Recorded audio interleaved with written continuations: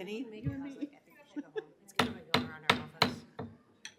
everyone, and welcome to the Franklin Board of Education meeting for Wednesday, February 4th, 2026.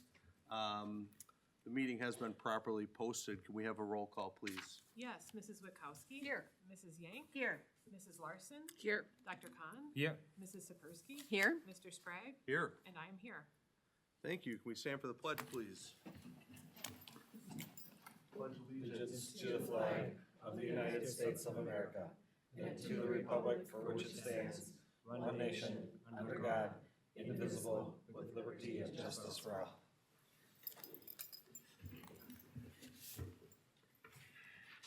I'm looking for a motion to approve the agenda. So moved. Second. Motion was made by Mrs. Witkowski, seconded by Dr. Khan. All in favor? Aye.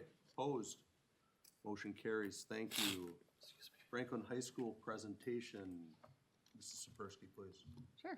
As the liaison for the Franklin High School, I'd like to invite Mr. Volo and his team up. We're excited to have them here tonight. As we often hear, it's really important for our students to feel engaged and part of something to keep them connected with school. And so they are here tonight to talk about their connections with freshmen and how they're making those freshman transitions a little bit stronger and more, we'll say more effective. So welcome and thank you all for being here. Right, so we've shared a few times over the years different ways to talk about college career readiness. And on this slide is our latest way to marry that with our profile of a graduate work, where having those things presented side by side, where the college and career indicators are the same ones we've talked about in terms of coherence metrics, the college career readiness scorecard. And then on the right-hand side, you see the graphic we landed on around the profile of a graduate work. So not, having this out everywhere yet in the high school building, that sort of thing, but sharing this as often as we can with different stakeholder groups and everything else to remind us of what the heart of our work is. So everything on that left, again, is familiar to us, right? The ACT, the AP scores, the work-based learning experiences, et cetera. And then marrying that with the life readiness of the profile of a graduate on the right, which permeates all the things that we do. So what we're going to talk about today is really our freshman transition, and we should bear a little bit of a part of that, and we'll hear from some actual real-life peer mentors who are joining us today. Advisory, which has been all hands aspect of Franklin High School for the last 8 years. It's been in Franklin for, I think, at least 10 at this point. But all hands is in, we're all advisors. Every staff member you see here is an advisor of students. I'll see my students graduate this upcoming June. And one of my advisees is here, former advisee, not peer mentor, but always an advisee. And talk about mentorship. We believe in mentorship in different ways. We hear us talk about those things. So that's really the crux of what we're talking about today. Yeah, and what you'll see here is kind of a development that's been over the last couple years. So we really realized the transition to the high school is a really big one, and the skills in order for students to be successful need to be taught at that freshman level. It's a really critical time for us to be able to do that. So even last year, we then learned what other schools are doing to support their freshmen and why that's so important. And then we also brought a team of teachers, primarily ones who teach freshmen. We brought counselors, admin, and then also some of our staff that help with the freshman transition program that happens over the summer in order to develop the learning targets for what we really see as what they need to feel success at the high school. So you'll see the learning targets there that we focus on. So with those learning targets, we look at data each week and track how are freshmen doing. The data that we look at is connected to those college career readiness indicators and the profile of a graduate. And in reviewing where we were at the end of quarter one, there was a lot to celebrate. So with a team of teachers and some mentors, we came up with a fun celebration. All the advisories came together in the Saber Center to be able to share some of their really awesome data that they had, and getting freshmen excited about data was like quite a task, but it was really fun. There was a lot of joy had as we looked at their average GPA and their lack of tardies and some of their engagement survey results that showed that they really care about their own learning and they appreciate the positive relationships they're able to have. And then we rounded it out with their freshman first day video, which is always a fun experience to see with them. Perfect. And as you know, we really do believe in mentorship at the high school, like Mike alluded to. We believe in it as an evidence-based practice. We have programs such as Check and Connect, which we brought to all of you 2 years ago as part of our board update. We continue to have that, but then like Mike alluded to with our advisory model, adults in our building act as mentors when they do their weekly advisory meeting with their grade level students each Wednesday. And in that time, we focus on a student's journey through high school, which can include a lot. What you see up here and what we've described in different opportunities are the college and career readiness indicators. We talk about those with students of all grade levels. The conversation is entirely different when you have ninth graders in front of you. It's talking about what opportunities are possible so that they can leave Franklin High School, college and career ready. It also is something that's a little bit more specific with the juniors I work with on Wednesday. They've checked some of these boxes already, and now they're making choices for how they want to end their high school career while also balancing that with what might come next. What's their post-high school plan? These conversations center on these data points that you see here, just to be more specific: participation or achievement in an AP class, a work-based learning experience, and then our counselors provide opportunities for students to learn more about those with the help of their advisor in that model. But we also know that we have great students. So the adults act as those mentors, but we also have students who act as those mentors. So we have peer mentors, and they are juniors and seniors who participate in some training with one of our school counselors, Ms. Cluck, and then serve in that role either both of those years or for one of those years as they end their high school journey with a freshman advisory. And that's who's with us tonight. So we're excited to have Rama, Paige, and my former advisee, George, share a little bit about their story as peer mentors and their lived experience as they were advisees in 9th and 10th grade. So without further ado, the three of them. Good evening, my name is Rama Mahan and I'm a senior at Franklin High School.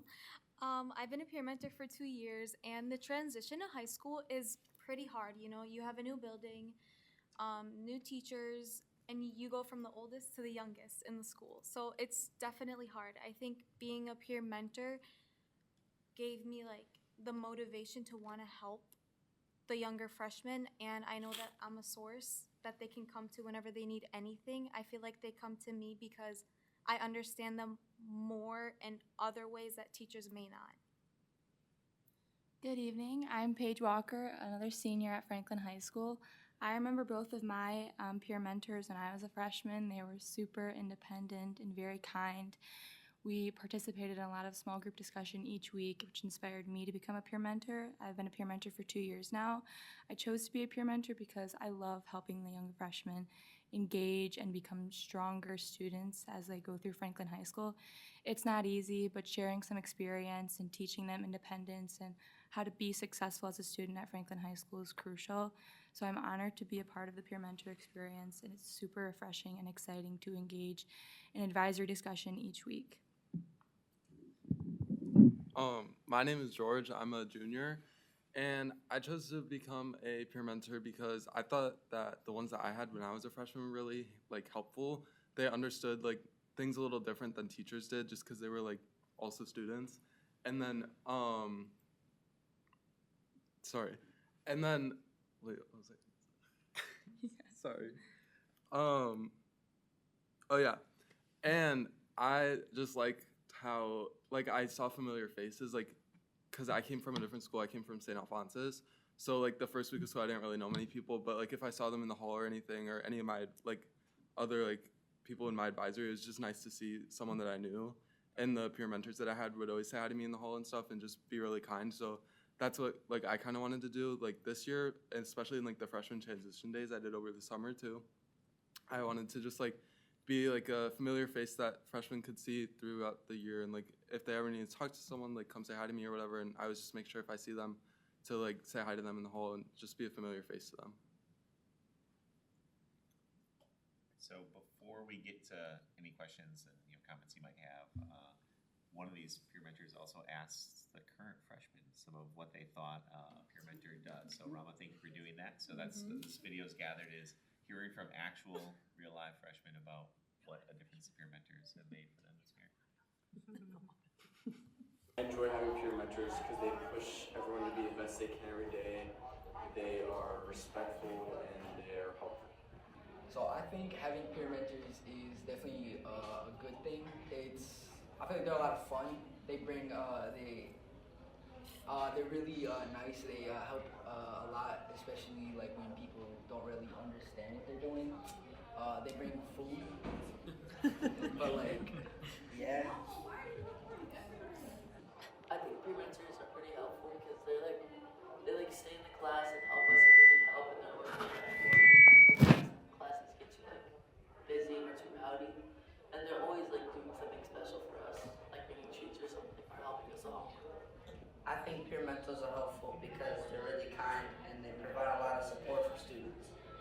I think having a peer mentor is very helpful. They are fun to be around and they help a lot. I like having a peer mentor because it's a different person from the teacher and you can go to them and not just the teacher and you have more resources. I think, yeah, we should. I do really like them because I could ask them a lot of questions and I mean, I feel like they're like close, I can be friends with them. Yeah. Having a peer mentor has been very beneficial to me and it's allowed me to pass all of my classes with a good grades and whatnot. And then also having them there if I ever have like any questions or whatnot that I need answered really is helpful. I think peer mentors because they help us find our classes. Yeah, they help us find our classes and they're like really funny sometimes and they'll like make jokes that make it actually entertaining to me and advisory compared to like other times. Thanks, anybody. But any questions for any of us? Well, Do you have any questions? Angie, please. I'm just curious, what are the most typical questions you tend to get asked as a peer mentor? Or have there been any particularly difficult ones? Well, I often get asked, what are you bringing us next week to eat? That's very honest. My big question. I once had a student ask me what she could do to get into Harvard, and I sat there and I was like, this is so weird but so exciting to see a student want to go to Harvard this young, and she can't even drive yet, so. I would say my most like often asked question is just like if I could help them. I have a couple students that I typically like tutor, so they just usually, if they need help, they just know to come ask me. Thank you. Mary, please. So how do you connect with the students? I mean, do they have to seek you out, or do you like give little talks in front of the classes, or how do you connect with the students? So in the beginning of the year, they all just kind of looked at us, acted like they didn't really care about us.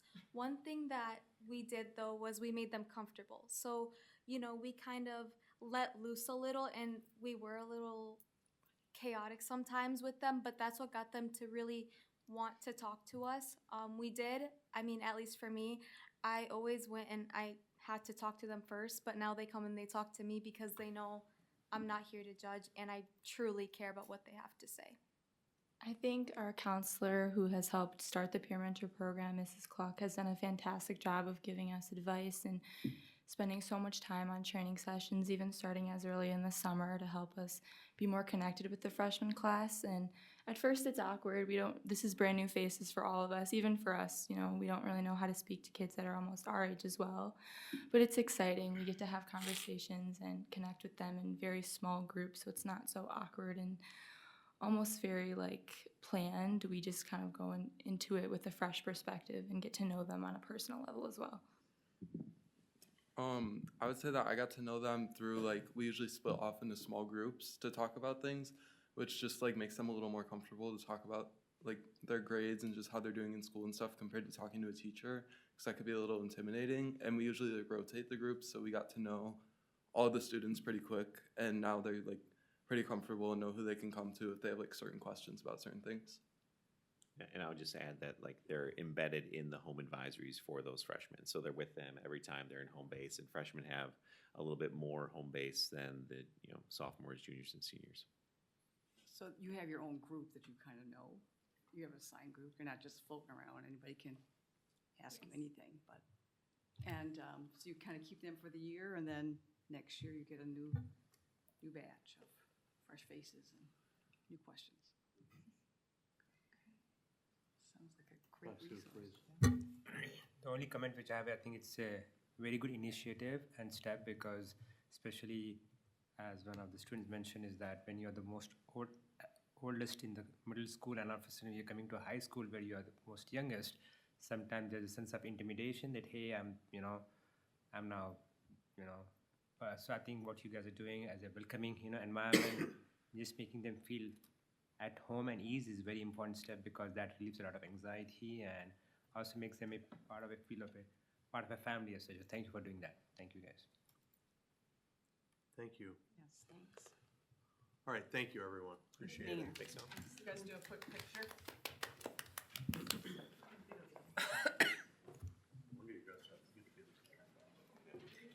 address that. No, I didn't work today, so I had time to. She had her hair done. Wow, I did actually have hair. That's what I do on my Wednesday. Yes. Ramos. We got the fancy backdrop, we got it all the way over, so that everybody fits in there. What's that, how are you doing this tall? You don't do it like this. Turn a little. Wide angle. Are we turning? Are we turning? We do. So now, right? All right, thank you. Thank you for being here. Thank you. Our students. Are these the? Yeah, yep. All right, we'll move on to Friends of Franklin. Treat that. So you guys get a little treat so back much. here. Thank you. Thank you guys for being here. Thank you for having us. Have a good night. Thank you, you too. Mr. Ekman, please.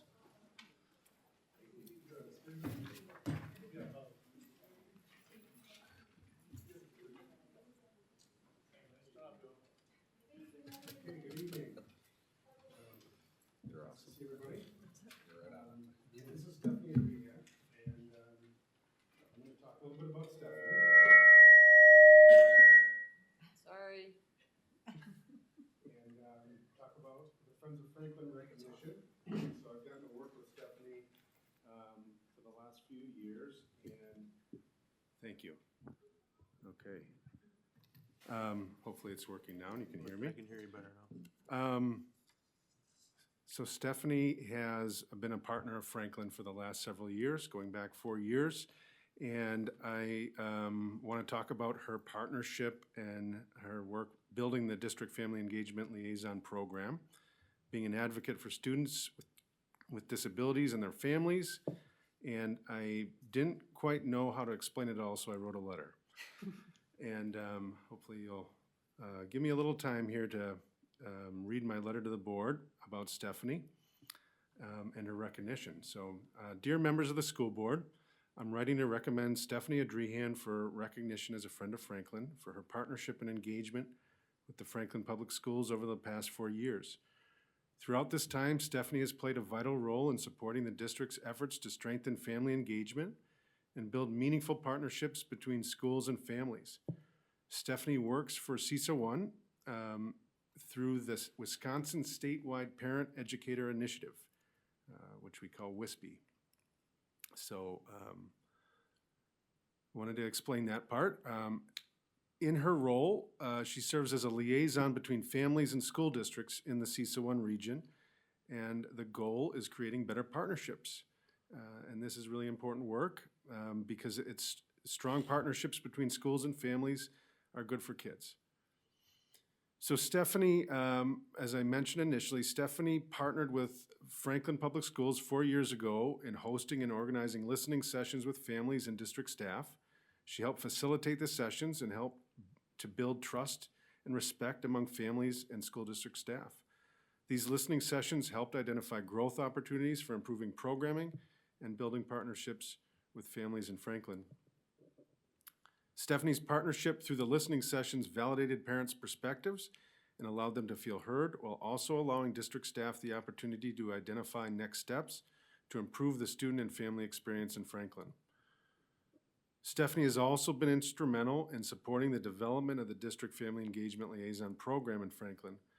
And this program involves selecting and training parent representatives to serve as liaisons and advocates for parents of children with special needs in the community. The District Family Engagement Liaisons meet with parents when there are questions. They lead family engagement events and attend open houses and meet and greet opportunities at the schools. Stephanie provides the training and guidance for this program, and her insight and dedication have helped shape a program that centers families as valued partners in student success. Stephanie has also been a strong advocate for students with disabilities and their families, and she provides a very fair and honest perspective, and her efforts have amplified family voices, promoted understanding, and supported equitable access to resources and opportunities for students across the district. She consistently brings a thoughtful, inclusive perspective to this work and has been a steady and reliable supporter of the district's goals. Stephanie's continued support of Franklin Public Schools reflects her belief in the importance of family engagement and inclusive practices. She has been a true partner, and I've enjoyed working closely with her during my time in Franklin. Her contributions have had a lasting impact on our district and the families we serve, and she's truly deserving of this recognition. So I want to thank the school board for recognizing Stephanie Adrihan as a friend of Franklin.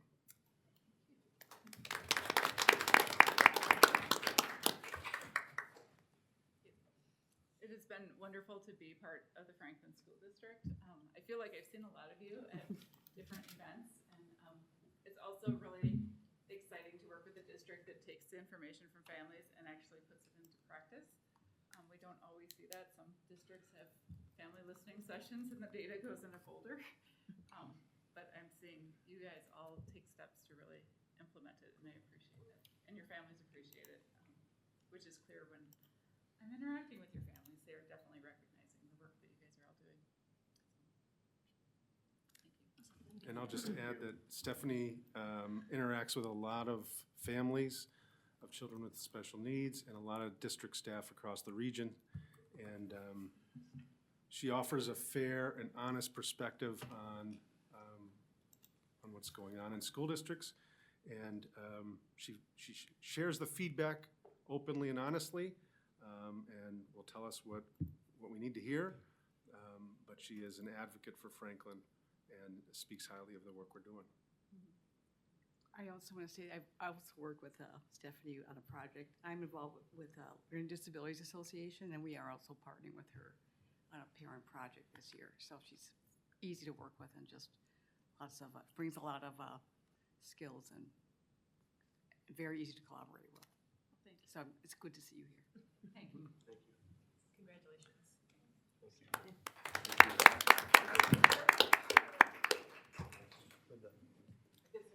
My kids also had her, Miss Mo as a principal. They're all grown up now. Aw. They were little. Then I left.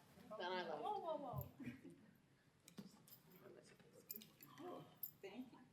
This is the one that wants to be a school board member? I don't. You can have this chair for the night.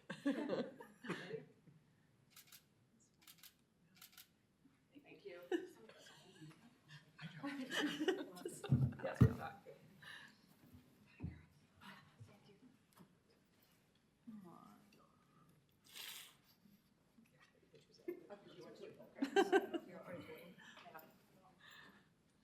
They were little. All right, thank you. We'll move on to community comment. There was no cards out there, but I did see somebody pick one up. Does anybody care to comment? In the back. Yes, please. Hi, I'm Peggy Lemieux. You have to come up to the mic. Please come up to the microphone and state your name and address.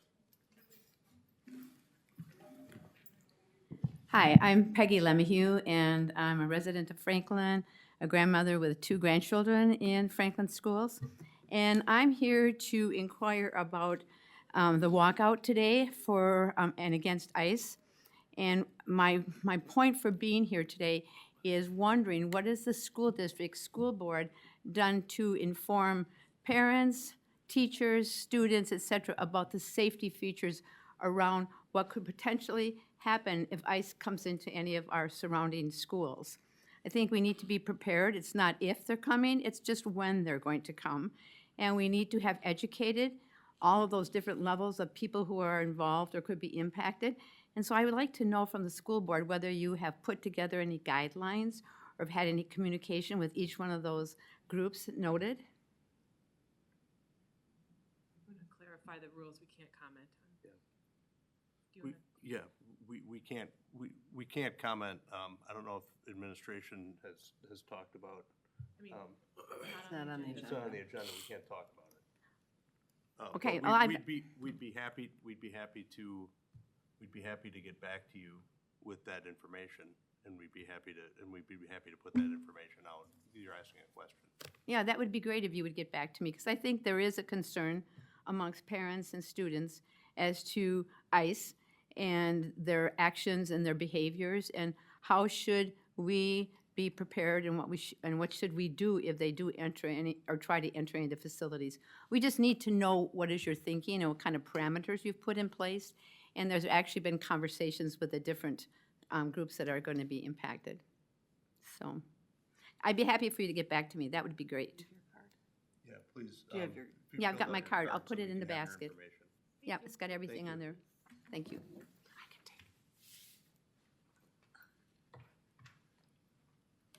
Anybody else? All right, I'm looking for a motion to approve the consent agenda. So moved. Second. Motion was made by Mrs. Sapersky, seconded by Mrs. Yank. All in favor? Aye. Opposed? Motion carries. Thank you.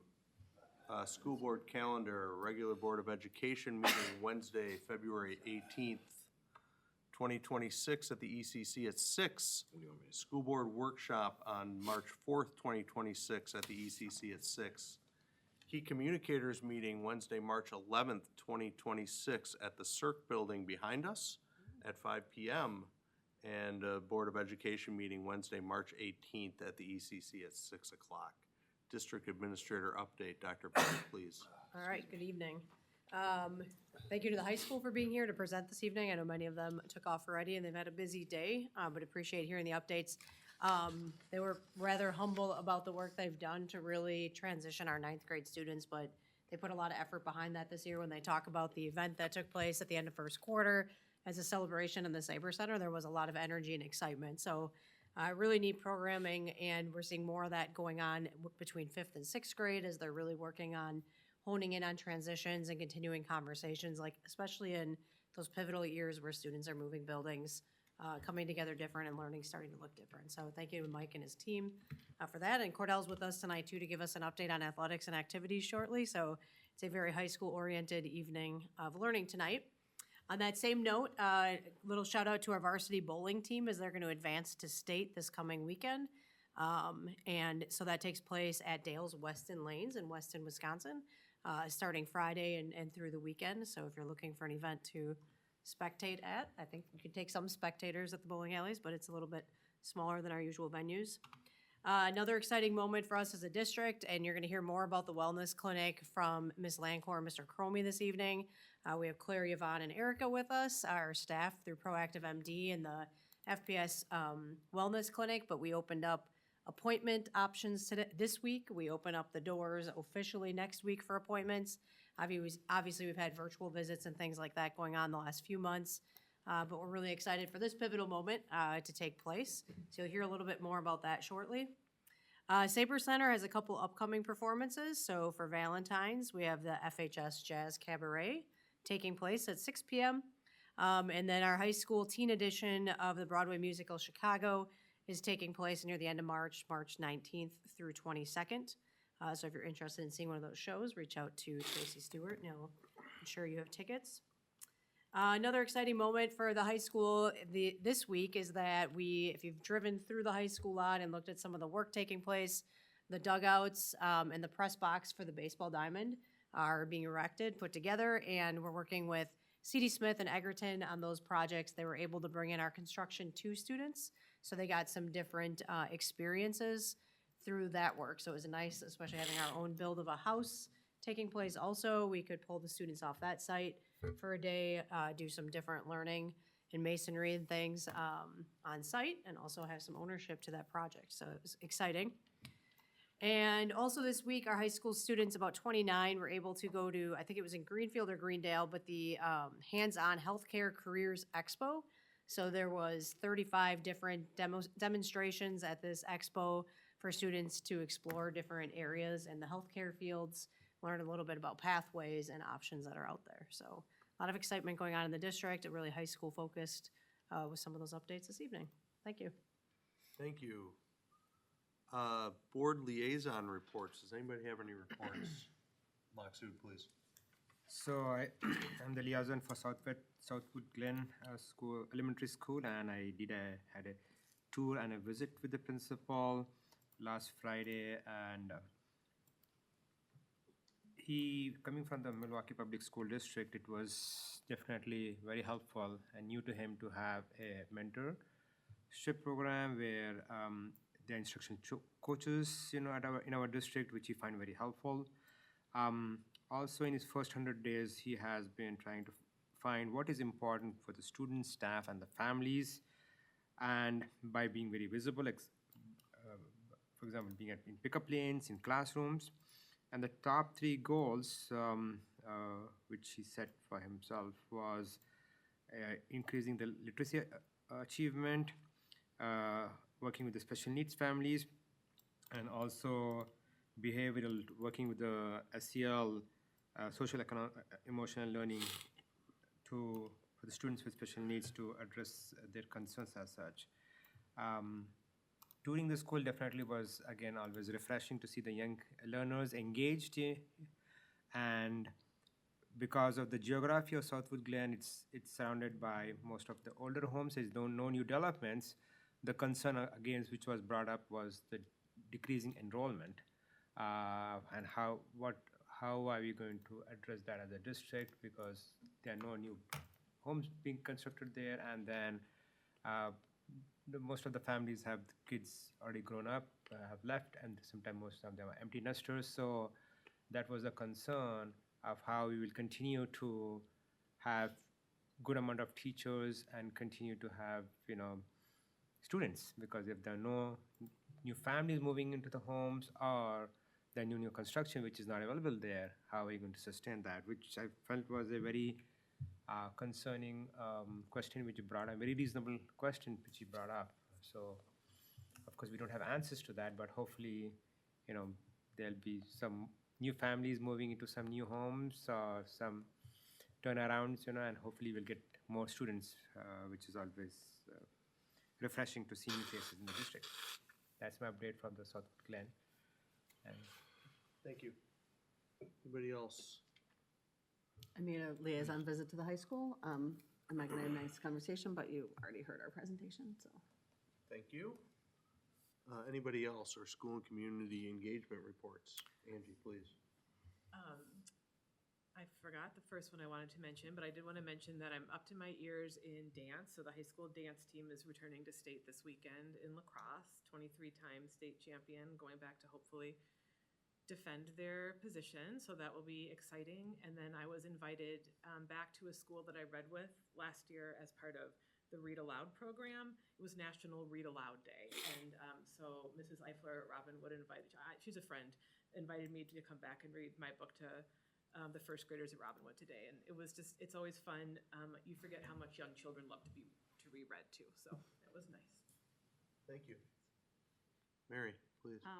I went to the ribbon cutting for the clinic. That was fun, the giant scissors. And I went to It's a Madhouse, which I did not know what to expect. And I tell you, it was great. I'm not just saying that. It really exceeded my expectations as far as you could hear every word that those kids said, their I don't know, not body language, but just, it was very engaging on multiple levels. It was very enjoyable.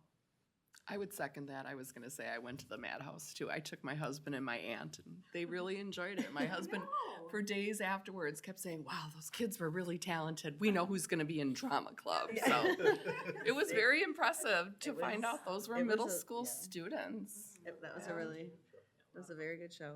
And I happen to be at the Saber Center this weekend for the Forte show of Shrek Jr. And just reading through the list of, it's not all Franklin kids, but a lot of our Franklin students were in that show as well. And then as always, I'm always just kind of amused to hear the community, people who've never been in the Saber Center before. Like, I didn't even know this was here. This is such a great facility. So it's just another like Franklin pride kind of moment. Thank you. Anyone else? All right, we'll move on to reports, presentations, other board business, athletics and activities report. Mr. Smith, please.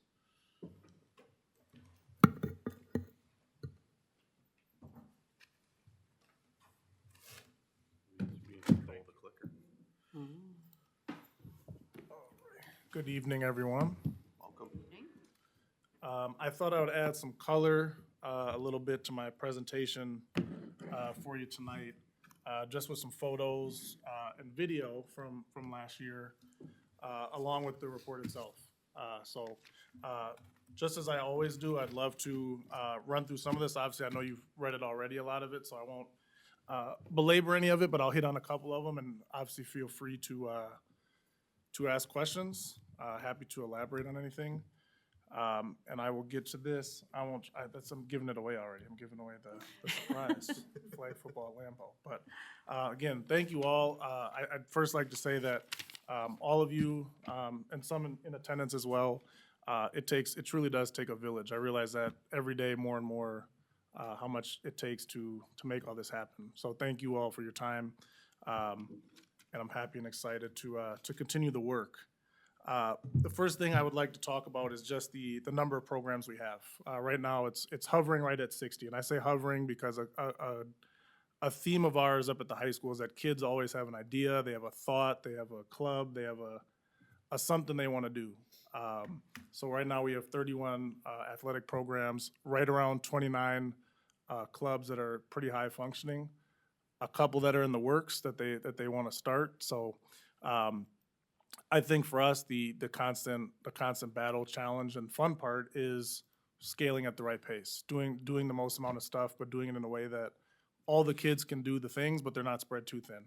And so advisors aren't spread too thin, and so kids are dedicated to what they're doing. That's one of the things we're working really hard on. But as you can also see from a competitive success standpoint, I think one thing we talk about often is, I say it at our sports meetings a lot because I have to go through a lot of the compliance and the grades and attendance and those things. But sometimes what gets lost in that is kids still want to compete, coaches still want to compete, I still want to compete as a leader. But we push our kids and we talk about a lot doing both. You can do good in class and you can win and you can go to work and you can do the club on the side. We're careful, obviously, not to burn kids out, but also teach them the capacity that they have. And I think that's really important for our kids. As I outline in this report, the specialization and the mindset of just doing one thing really good is something we try to push back against and make sure they know our kids can do whatever they want to do. So you can see from this competitive standpoint, you all touched on all the state championships that I was going to touch on for this year. We had a couple from last year. Both cheer and dance brought home state championships. That was cheer's first time. Dance continued their run. And we had a bunch of state qualifiers as well from last year. So again, I think that the constant balance of being competitive while also understanding that sport is a vehicle is a constant that we're trying to reinforce. Winning's great, but it's not everything. I ran through here a couple of our tremendous examples of some of our clubs that I talk about. A lot of these clubs, they just started in the last year, 2 or 3 since I've been here. And I think that's a tremendous thing to point out because the amount of work that advisors and kids are doing to advance these clubs and make sure they're doing all the things they need to do, not only from a compliance standpoint, but just from a idea standpoint. You know, starting a club seems really easy to anybody, but when you get down to the nitty-gritty of recruiting kids and creating a pipeline and having senior leadership, the kids you saw up here today, that is a great embodiment of who we're working with every day. So I'm always hesitant when kids bring club ideas to me. It's great. We love it. Me and Mr. Volo will sit down and talk about anything. But again, we want to make sure that kids are not pulled in a million different directions. But we have some tremendous examples of both competitive clubs that do really well and they compete. We have some that are just advocacy clubs that just want to get together and learn. We have another one, Letters of Love. They literally get together once a month and write letters to sick kids in the hospital. Like that's all they do. That's all the club is. It's once a month. And I think that gamut and that range gives all our kids an opportunity and a space to find something that they can ultimately do, whether that is competition or it's not, and that's okay. One of the stats that we always pay attention to is how our programming is affecting GPA and attendance and just overall quality of life for our kids. And you continue to see that GPA rises, attendance rises when you're doing more things. And I think that's the constant battle, is balancing what's too much, what's the right amount. I know I speak on this a lot, but I think it's really important for our families to understand that. I think it's important for our kids to reinforce that with them. It's important for me as a leader to always be cognizant of how these things are affecting our kids, both in and out of the classroom, because that does get lost sometimes in the space of clubs or sports. is what is the impact in the classroom? How is this making them better? We talk about college and career readiness all the time. There's nothing more college and career ready than showing up to class and getting good grades. And even if you're not getting good grades, putting the work in to try. I think that's a huge piece of this as well. I spoke to you all last year, and I told you I'd have a new data, and I try to roll out some of that this year. Me and Mark Grunsky really got into the data. If you ever talk to Mark, he loves data, so we could go a million different ways with data, but I thought it'd be good to break down just kind of from a male student-athlete perspective, female, how many sports kids are playing. Again, as I illustrate throughout this, that one of our biggest challenges in athletics right now is, and not just with athletics, but it's any co-curricular, is teaching kids that they can do more than one thing. You don't have to dedicate your life to one thing. If you want to, that's great, and you should do that. But kids have such a capacity that they don't always realize. And reinforcing that, you see on here we have one 4-sport athlete, Ella Anderson. She'd probably play 8 sports if we let her, and she'd excel at all of them. But you can also see the number of 3-sport athletes we have and the number of 2-sport. Back when I was in high school, and many of you, being a 3-sport athlete was just kind of like what you did. Now that's not the same anymore. So instead of looking at that as a negative necessarily, as coaches, we always have to sit down and think about, okay, what does this mean? What does this data tell us? If that's the way the external forces are pushing up against us right now, how do we make our programs more special? How do we make them places that people want to come to, that they want to do, that they don't want to go to the club practice, where they're just paying to go? The standards matter, the conduct matter, the grades matter. And I think our kids, in speaking to them and having our leadership council conversations, those are the things that make high school sports and clubs just really special, is that all those things really do matter. Not that they don't matter in the club world, but they are not always at the top of the list, right? One important thing that we started doing last year that has been super informative for me and for coaches, me and coaches sit down at the beginning, middle, and end of every season, just talking about, generally for me, it's never about wins and losses. Sometimes you gotta let coaches just talk and wins and losses come up. But you always try to steer the conversation back to the health of the program. The health of the program is never about winning and losing. Winning and losing is sometimes a barometer to success, but also I say this all the time, we've had teams that go to state and they all hate each other. We've had teams that are 0 whatever, and they love the sport, they love being around each other, they love the coach.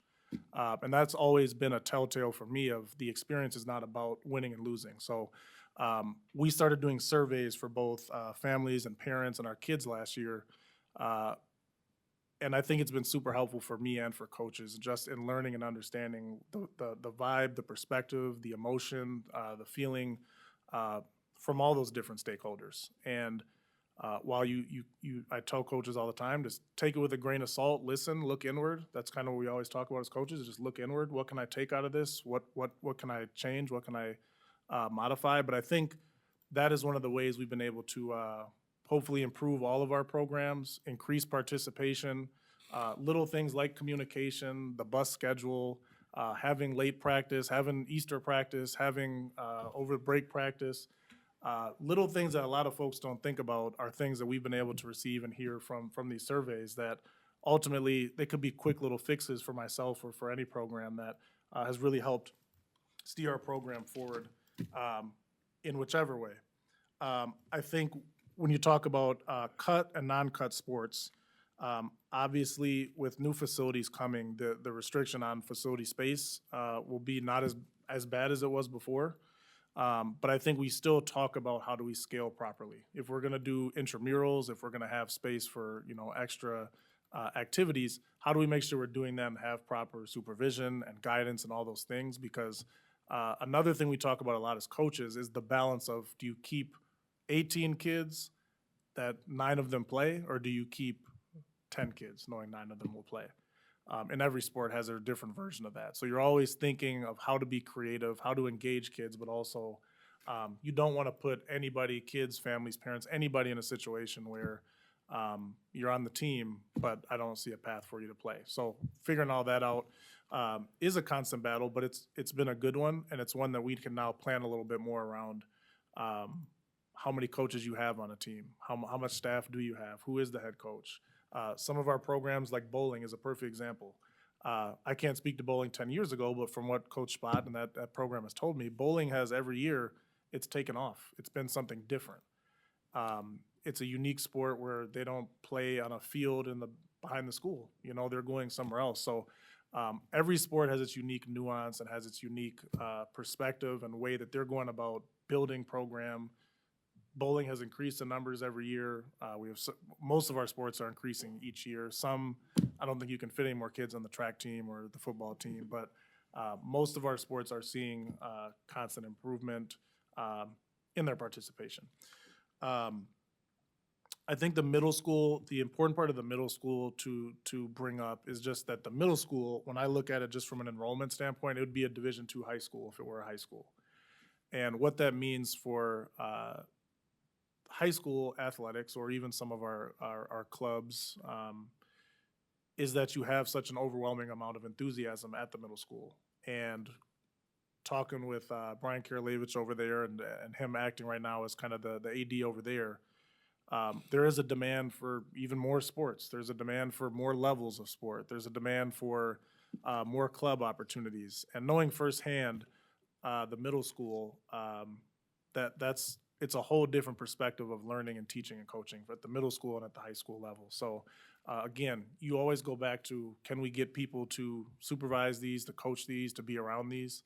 But I think that's something we'll continue to work on, is just creating a better pipeline between middle school to high school, so that experience isn't so different. Because right now, you know, there's sports we have at the high school that they don't have at the middle school, and that sometimes people are wondering, well, where's the, you know, whatever, fill in the blank. But that's something we'll continue to work on. But as you can see in the numbers wise, engagement and enthusiasm at the middle school is at an all-time high, and I only see it probably increasing from here. So one of the, I laid this out, I know this is very long-winded, but I just wanted to touch on, as many of you know, the growth of sports and clubs outside of our school, not our school programming. Clubs, AAU, select, whatever that may be. That has put an immense amount of pressure, I think, from a staffing perspective, from the kids' standpoint of just looking out in the world and seeing how things go today versus how they used to be.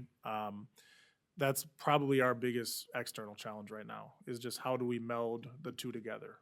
Because we at a high school level, we're never going to tell kids, don't play club, don't do this, don't do that. We're going to push them to do everything. That may not be happening on the other side. You know, high school is not always seen as the highest level of competition, and that's just not true. So for coaches and for our kids and for me, it's always trying to figure out what is the balance of working with clubs and working with outside groups, understanding that their model is a little bit different. It is more financially driven than ours. Ours is a little more character driven, standard driven, and those are two different offerings for people, and I think that's an awesome opportunity for us. Again, to hit on why grades are important and why the conduct matters and how you act in the lunchroom absolutely matters, which at the club level, it's just a little bit different. But I think that is our biggest challenge right now, but I also think that we are answering that challenge by just presenting data and anecdotal evidence of burnout and all those things that we try to avoid at the high school level.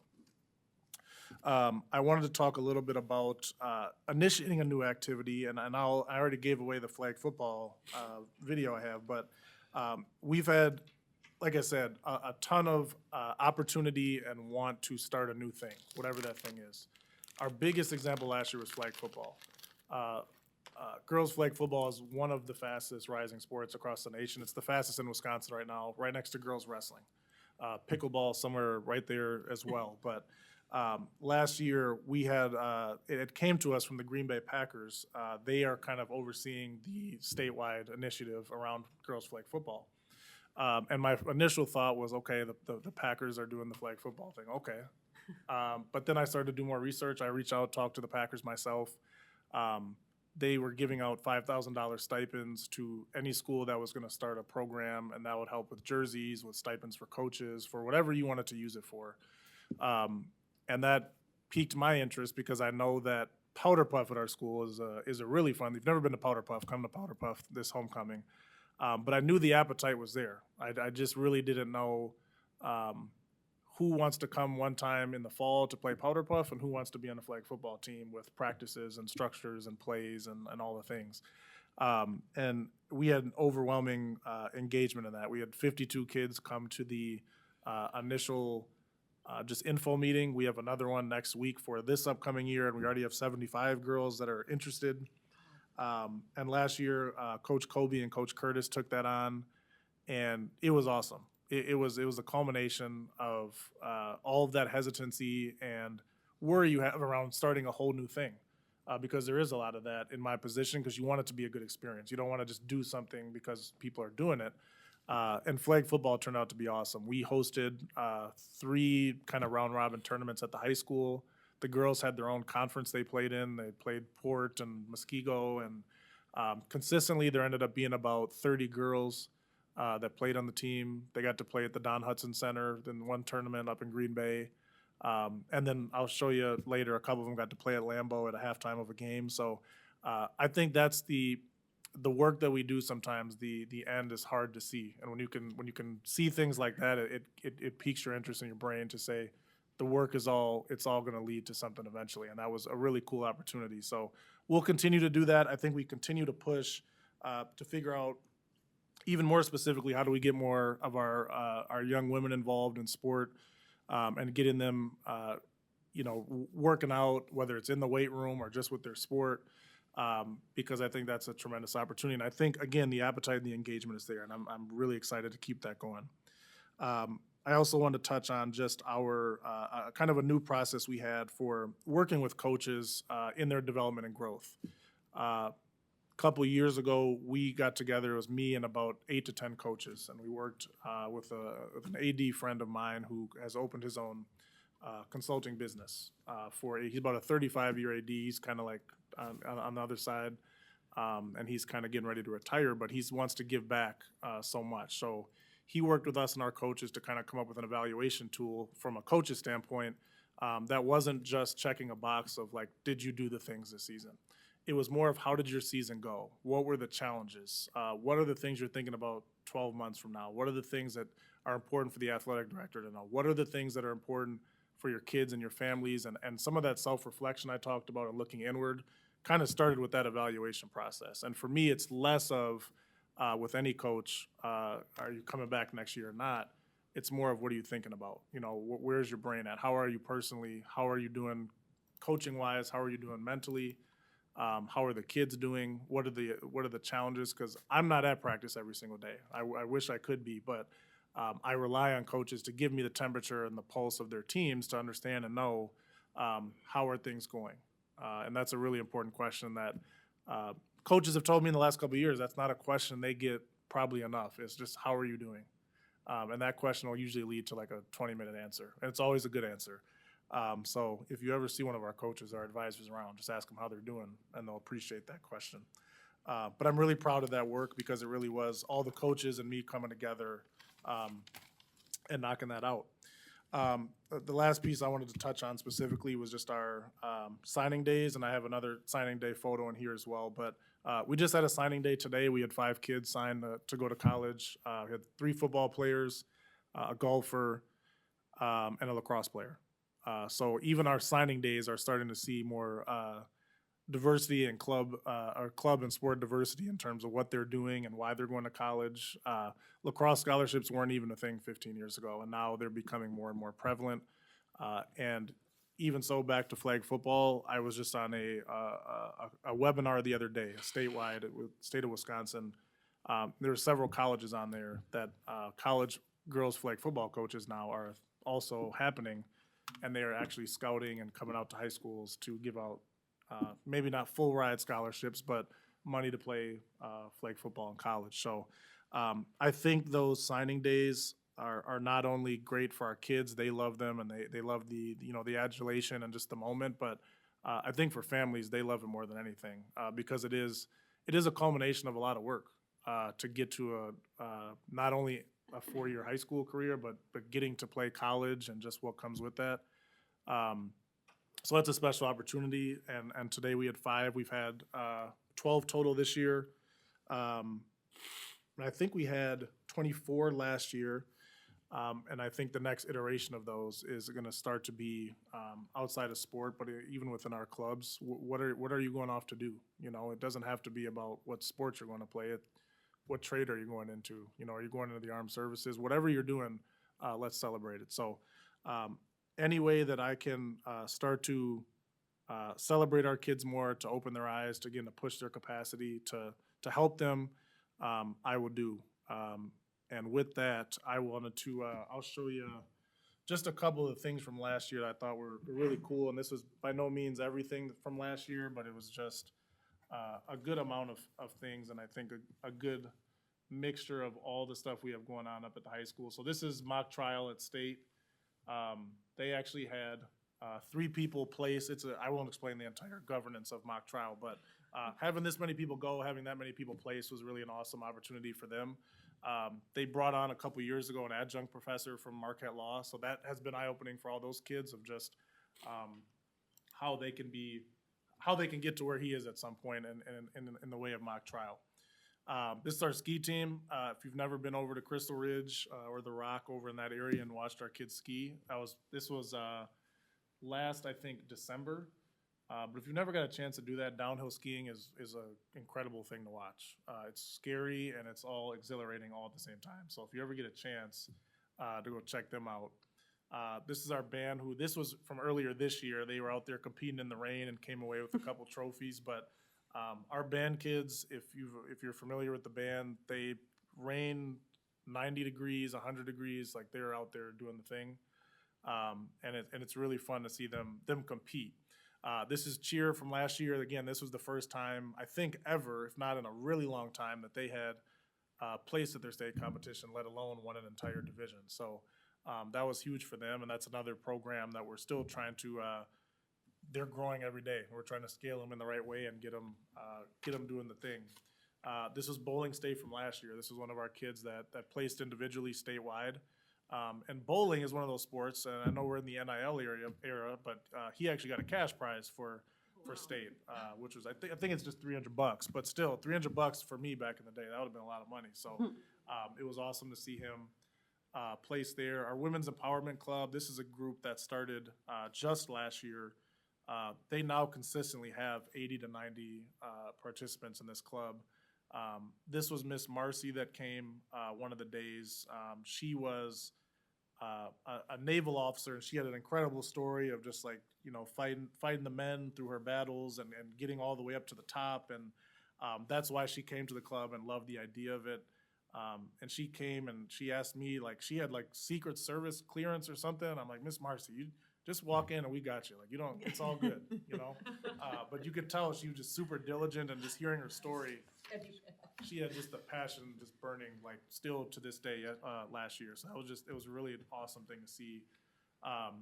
Golf won conference. I think that was their 11th straight. This year would have been 12.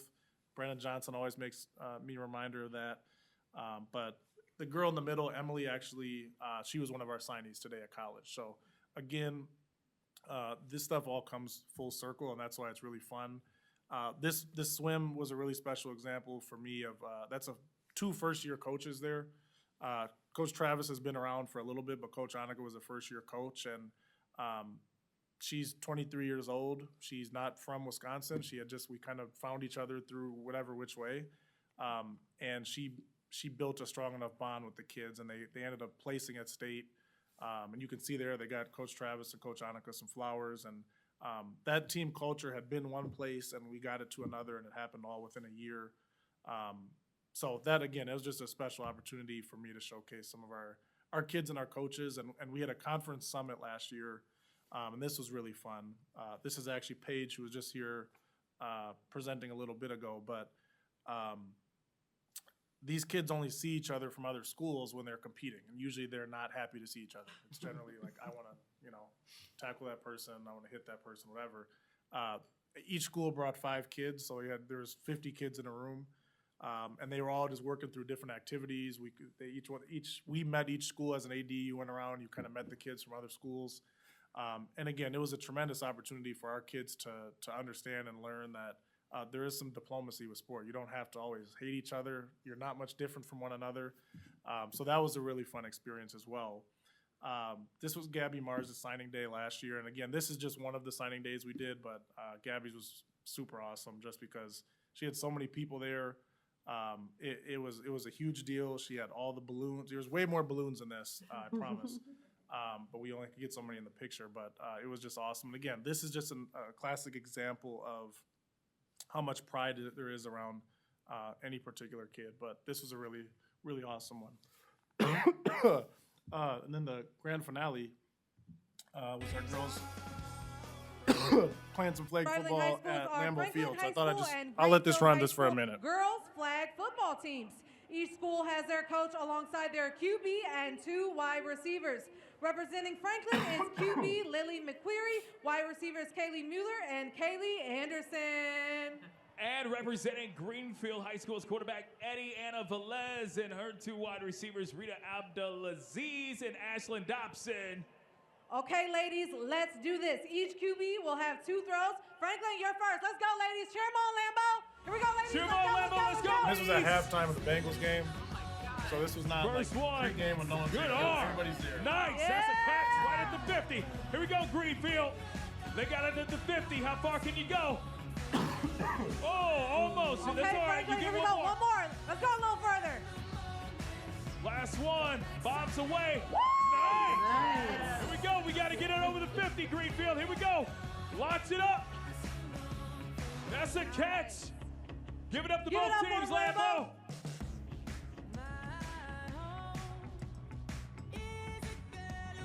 I won't show you, but we won. We won handily.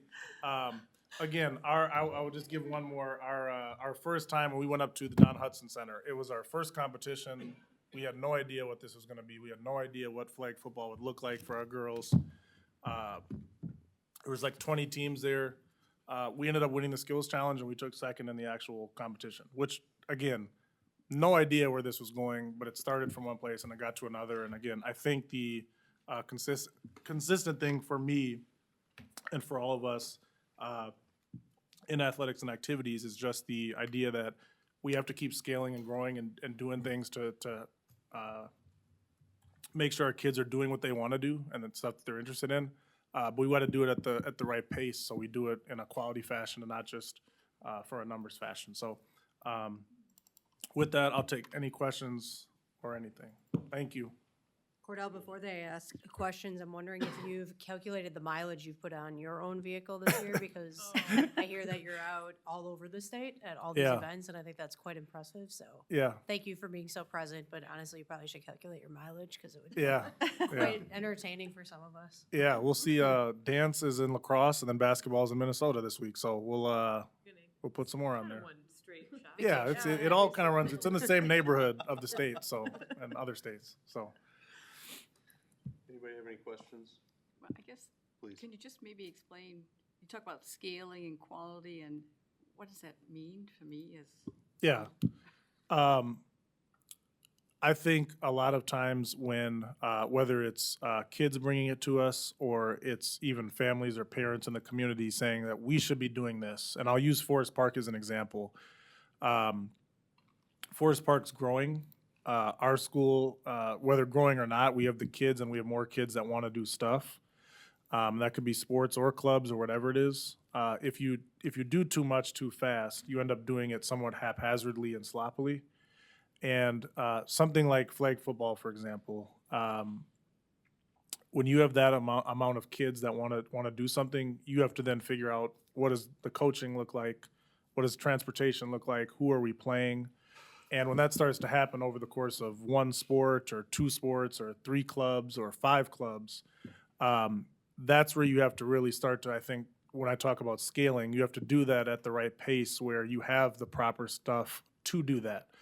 Whether that be financially, whether that be logistically, whether that be just straight up coaches and people and human bodies around to actually watch the thing happen. Because again, we could, off any idea or thought, we could start something new probably every single day at the high school. And I just want to make sure that if we're doing something new, for one, it's not bumping into something else that's really similar. We see that a lot with clubs where you want to start, I want to start the red club, well, I want to start the purple club. Well, there's already a color club, so we're going to keep one color club. And that's just an example of not doing too much stuff too fast, because when you do that, things get sloppy, the experience is bad. I'll give you a perfect example. JV2 soccer a couple years ago. We had not had JV2 soccer in a while. It was my first year here. And I remember the coach walking in and telling me, hey, I got 80 kids for 2 teams. We need a third team. And when I first heard that, I'm like, okay, we can't just add a team the day of tryouts, but we also have 40 kids now that are potentially getting cut. So the thought for that season was, let's try a JV2 and see if it works. And it ended up we had 20 more kids that got to play and got a full schedule, and we figured it out. We did that with girls basketball this year, where we had a JV2 team for the first time in a while. So I think the idea is that we never want to say no, but you want to do it in a way that's not sloppy and there's organization, and that kids, coaches, families feel comfortable with whatever that offering is going to be. Well, you mentioned outside forces, and it seems like the whole flag football was an outside force that you, without that outside force, Mhm. how would that have played out? The Um, flag football wouldn't have played out, or, I mean, it was the Packers that brought that. And that was, sounds like it was their statewide initiative, and Yeah, yes. It was their initiative, but at the end of the day, their stake in it was financial. They didn't provide coaches. They didn't provide any field space. They didn't. That's all on us to figure out. So while more so when I talk about external forces, I'm thinking of things that are not trying to contribute to the high school space. Which flag football, their whole initiative is how do we get more girls playing in high school? Like that's their direct initiative. So for me, it's more discussing and talking about those external forces that don't necessarily want to see our kids compete on our teams. They want to see them compete outside of our teams and not for our teams. all right, thank you. Angie, please. Yeah, thanks for your constant presence at events. It's noted by many and appreciated by many. And I also appreciate that as you're scaling things up, you're trying to recruit more coaches. I forget the phrase you used, but who are actually within the high school. I think Mhm. that's Yeah. awesome. Any thought towards having a trainer at middle school events? Yeah, we're really lucky. Trainers, and again, that's where I think the middle school is like a small high school, because we're lucky that we have 2, 3, 4 trainers that can kind of spread out for all the different events that we have. Getting trainers at any athletic events, whether it's middle school or even at an elementary level, that's something we can absolutely talk to Mosh about, who provides our trainers. But I will say they're stretched thin often, just with because they do us and they do some of the colleges that are in the local area as well. So there's even times where we get a licensed athletic trainer, but it's somebody we're not familiar with. John Hubbard is our primary, who's there every day with us, but he's pulled to do stuff some days, and especially depending on the time of the year. But it's absolutely something I can look into, and if it's something that's needed at more events, we can absolutely ask him about it. No, I definitely want to commend you on the athletes part of the high school, because we as a district, and as a state and as a country, we are trying to take the kids off the smartphones and the devices and be engaged in a positive manner in which they can be productive. It's not about winning or losing, but being engaged in a physical activity. And I think the high school is known for providing this healthy, good platform, which is very important, not only for the winning or losing, but the experience and giving them ability and outlet to stay off the devices, because it's a big pandemic where the kids are just addicted to the devices. And thank you for your effort. What you're doing is that I think it's contributing and helping the district and a lot to keep them healthy and positive interactions. Thank you. I was just going to ask a question. You talk a lot about the cut and non-cut sports and wanting to keep kids involved, and certainly we have facility restrictions right now. With the new construction, when we have more space, do you think that there would be more of like an intramural level of athletics? And is that something that would be able to fit in what is planned and with staffing and things like that? Or would that be something that has to maybe take more? Or what are your thoughts? No, that way? I think for some sports, there's definitely engagement and participation that's there for that. I think the important part, the first and most important part of adding a new sport is For one, the coaches, advisors, leaders, whoever's the adult in the room. When I did intramurals in high school, which was, we were allowed to as athletes play like after our sport was done, you had 200 kids in a gym. You know, it wasn't like it was just 20 kids playing 5-on-5. It was 5 courts going, and there's games on every court. So that takes supervision, and that's at 8 o'clock at night potentially after everything's wrapped up. So while I think I would absolutely be open to it, finding a person who's willing to be there at 8 o'clock at night for supervision. Financially, we always talk about the safety aspect and having trainers at events like that. It's all stuff that we can talk about doing, and it's definitely something I think we can do. It just requires, again, finding the right people who want to be there and can be there. Thanks. Mary, please. So, 2 quick questions. The discrepancy between the students involved in 0 activities GPA versus students involved in 3 is staggering. How do you get the word out to students, parents, that, hey, this can benefit you in a number of ways, not the least of which is an impressive increase in GPA? I think it's tough because we reinforce that all the time with a lot of our preseason sport meetings that we have 3 times a year in our fall, winter, and spring.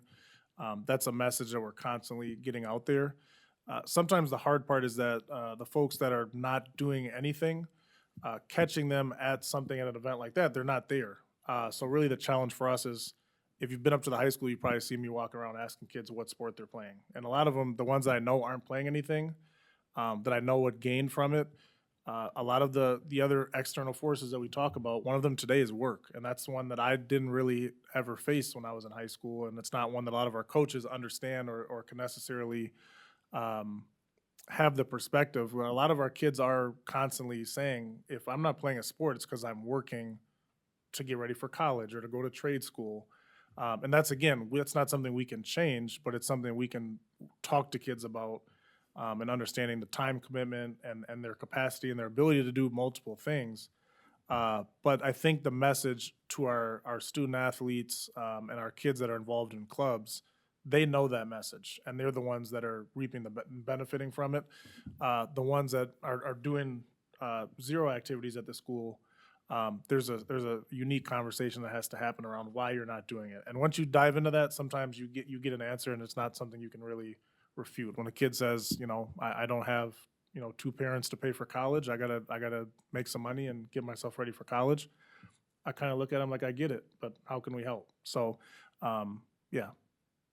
And then how's the classes where you're teaching kids how to be umpires and referees and stuff? Just 2 minutes on our. Yeah, no, it's going. I was just talking to Coach Drobot today. He's more excited than ever about that class. I mean, there's more kids. I think from an enrollment standpoint, I think that class is increasing every year. I've seen anecdotally the guests he has starting to come in now are actual licensed statewide officials that are coming to talk to the class. We recently had a sports meeting, or freshman preview night, I should say, and a mom came up to me and said, how do I get in the officiating class? Because my daughter wants to be an official. And I don't think I ever heard an 8th grader that wanted to be an official, but it was exciting, and it was telling to me, when we have such an official shortage, how important that class is. And there's only now, last year, I believe there's about 55 schools that had that class, and I think it's now at roughly 70, 75, somewhere in there. So I think people are seeing the value in it. I think it's starting to happen more, but I think it's also one of those things that people are hesitant about, because it's scary at first to think about teaching kids to be officials. But it's also, we don't have to think about the state championship. We can think about the 2 p.m. softball game that just needs somebody calling balls and strikes, and that's where it starts. So I think the class is awesome. I think it's going really well. Drobot is pumped about it, and I think it will only help also down the line with making sure we have enough officials to run these events. Because right now, that is, again, one of our challenges, is just getting officials. Thank you. I just appreciate you touching on the investment in the staff leadership. It's really, talk a lot about the breadth of all the programming, but the depth is really getting there too. And I think that's, you talked about that too. And I think that's important. So that's appreciated. So thank you very much. Anybody else? All right, thank you. All right, thank you.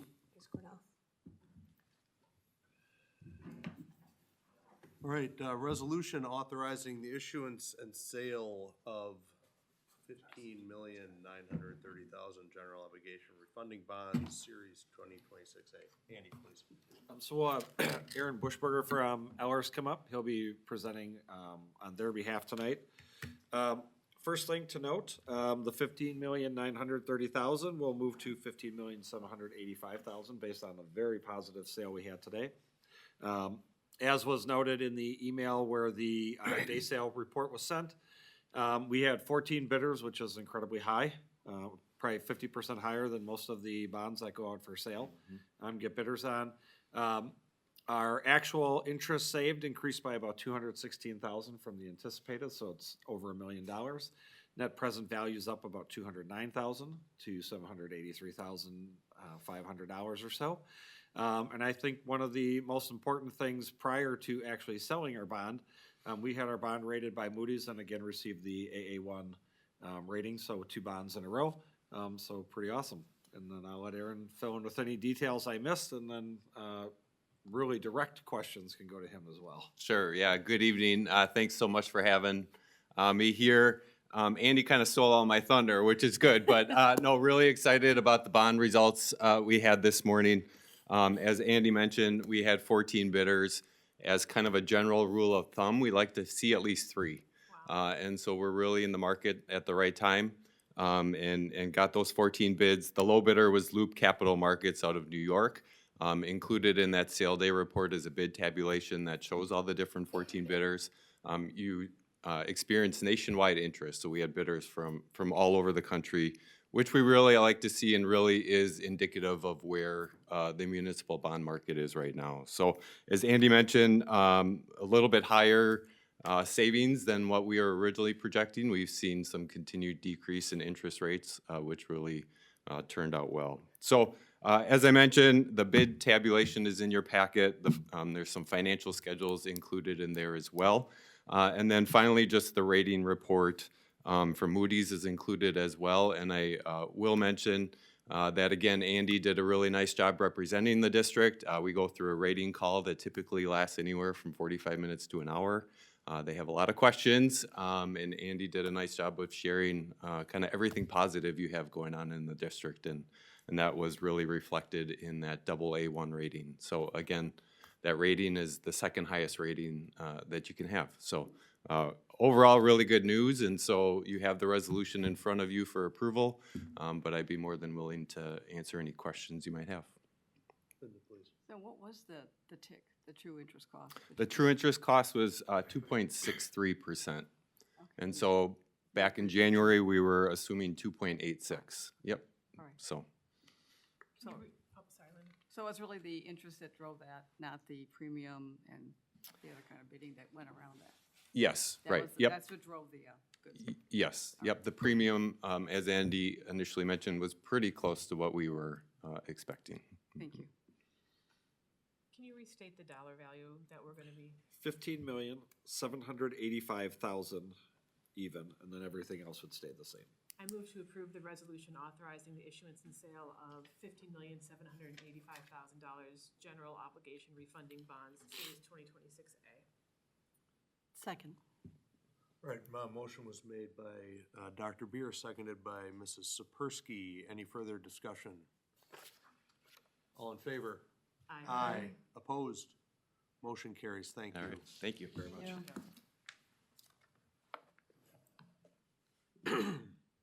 Health clinic and Garner update. Ms. Lancour or Mr. Cromie, please. And welcome.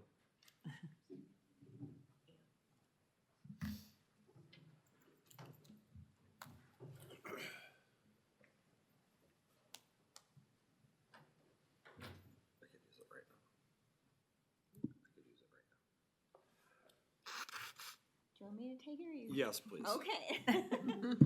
Good evening, everybody.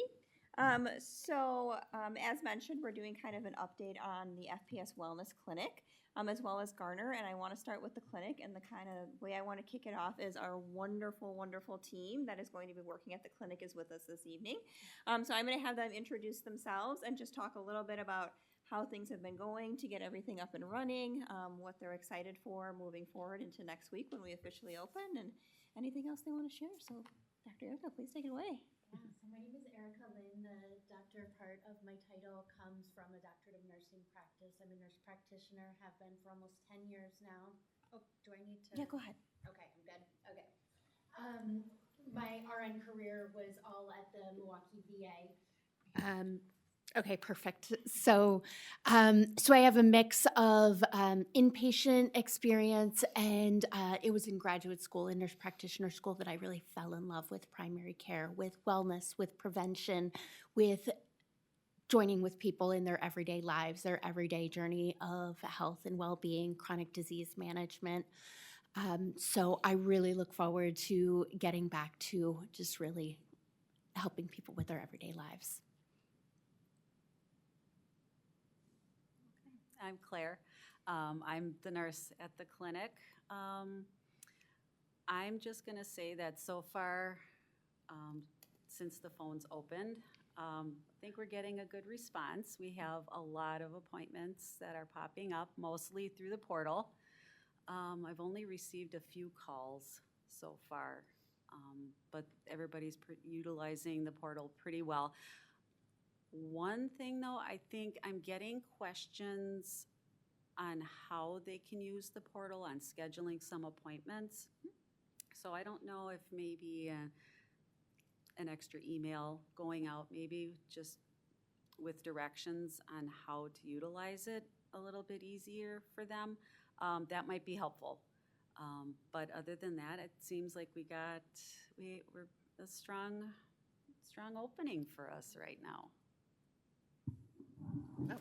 Hi, I'm Yvonne. I'm the patient advocate over at the clinic. My background is social work. So I'm really looking forward to working with all of the employees, their families, answering any questions they have on their benefits, any way that we can help them in their healthcare journey. I know we had a great turnout, it seemed, for that open house and the ribbon cutting afterwards. I think we had over 150 people come through, so that was really great. I know I've been making my way around the different schools too, just to pop in and introduce myself, the services. So we'll have that continue as well, just to answer those questions that people are having. I know Claire and I are at the clinic daily, so we're always open for people to pop in or call or email or whatever the case is, just to answer those questions. Yeah. So does anybody have any questions for this team? I just wanted to make sure that the board had opportunity to meet them. And I will say I have worked with all of them just kind of in the implementation stages, and they are all wonderful. And I'm really excited that our staff were so lucky to work with such great people and get care from them, so. And just a quick, so you're employed by the district then, or you're employed, no? No, they're employed through Proactive MD. But we. Just to add some clarity, and this is really more for our employees and less for you. We pay Proactive MD, they manage the entire process, including Wi-Fi. So they're managing all the employees, they're managing the Wi-Fi, we pay the bill. We see aggregate data, how many people are coming, times they're coming, what kinds of things we're looking at. But again, for our employees, we pay Proactive, they handle all that, all of those components. And what a testament to your commitment to your staff, to your employees, that you're doing this for them. I think it's a huge compliment, a huge recruitment and retention tool, and it just really speaks highly of them. No question. Thank you for staying late and introducing yourselves. I look forward to getting to know you more. And the hours are set by or who sets the hour? That's in conjunction with us. So I would say almost every component is in conjunction with us and through communications and determining what is going to work best. And certainly those will also be reviewed at some point in the future, right? If we're finding that we have tons and tons of time here, we would work with Proactive MD and Erica and the staff to determine, like, should we adjust? Is it even possible to adjust? I mean, if someone wants midnight hours, we're probably not doing midnight hours, right? But if hours need to be adjusted, we'll certainly take a look at that. But medications, that comes in conjunction really with our health plan. It's not Laura and I sitting down and handpicking. They're taking a look at our health plan and what are people using, where are we gonna see some real bang for the buck in terms of getting employees in or making employees healthier, and then working with Proactive MD to see, can we even source that? And is it worth sourcing, right? There are some medications, like it's not worth us sourcing, because if we miss and someone doesn't use it, it's a pretty expensive medication to have on hand that does expire. So those are considerations as well. But hours and medications and things like that, lab draws and things we're gonna have, that all comes as part of our health plan, and really in conjunction with both of us communicating and determining where we're gonna ultimately land. Mary, did you have a question? Yes, kind of dovetailing off what you said, in my head, I know we cannot be all things to all people. We shouldn't try, we can't. But in my heart, I'm just wondering, as you market, as you talk about the program, as a fellow social worker, I'm always thinking, you know, if a teacher comes to school and is stressed because they're caregiving for a relative, or because they're dealing with an addiction issue with a family member, or, you know, just something that's outside the scope of typical health care, do they know that they can seek services, resources, supports, information at your office? Is that a true fact, or am I just saying we can't be all things to all people? We'll get them pointed in the right direction. Okay.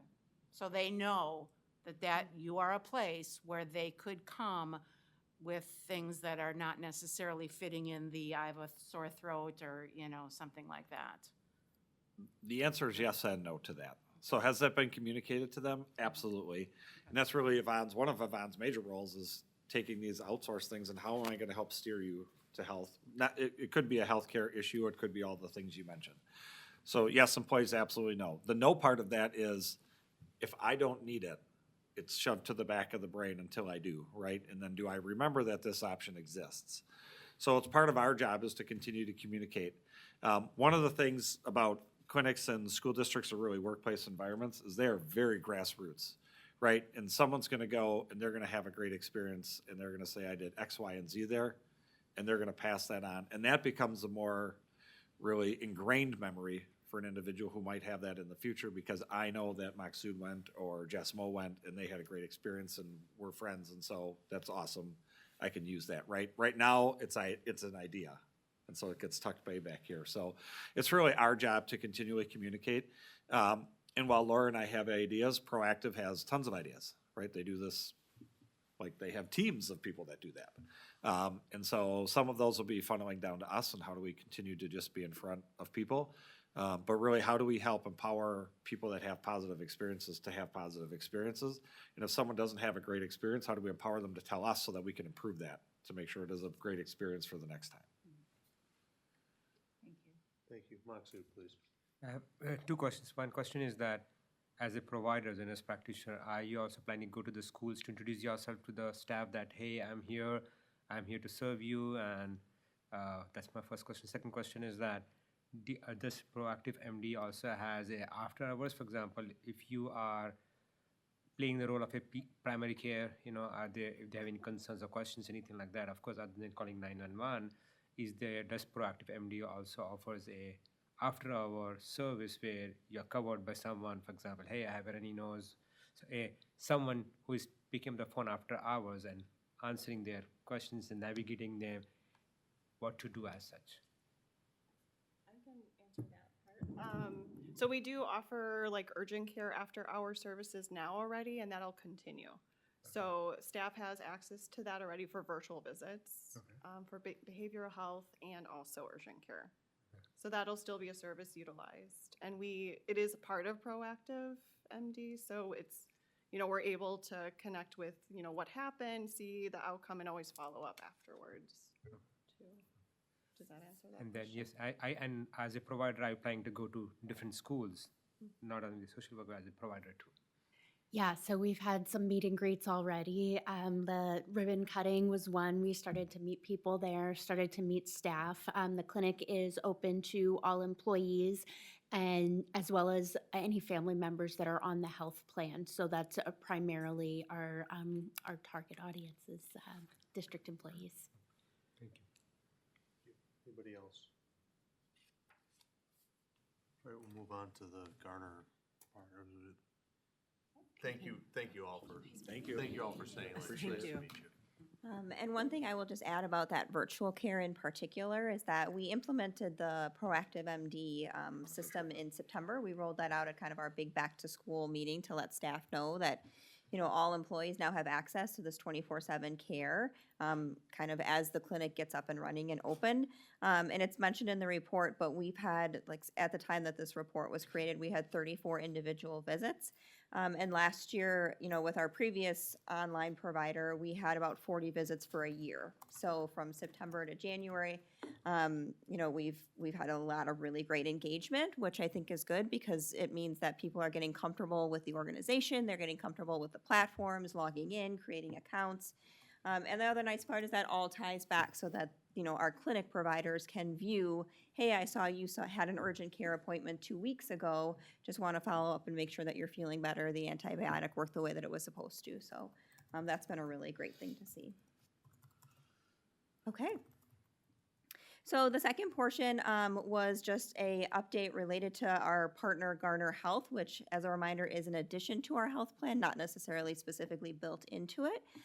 So we provided some data just on our 1 year experience and kind of the, you know, how it was all running. So happy to answer any questions that you might have.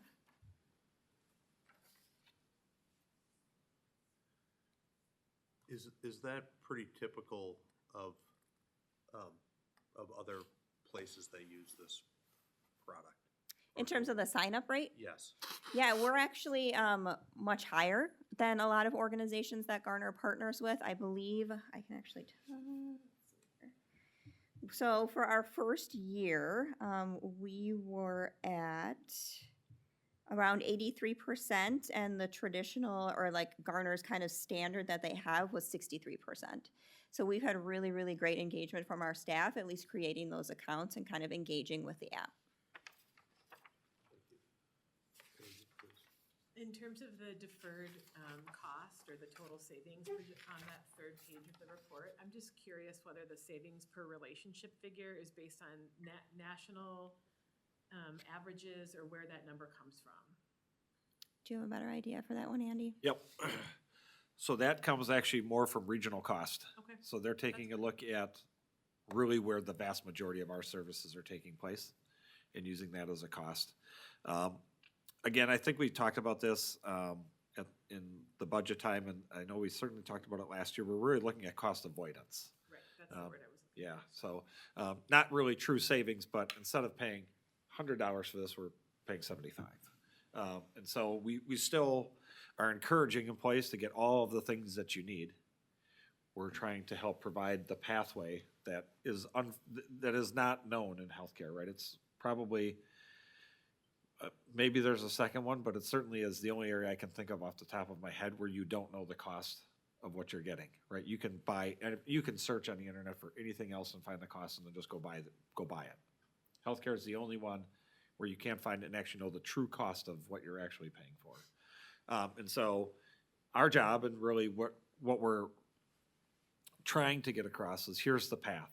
If you follow the path, this helps provide you with great healthcare, and it helps provide us with a more cost-effective way to do that. And part of the reason when we talked in the budget about adding a 10% healthcare cost of $660,000 or whatever, is we need to start putting real dollars to that, because that $660,000 I'd rather do something else with.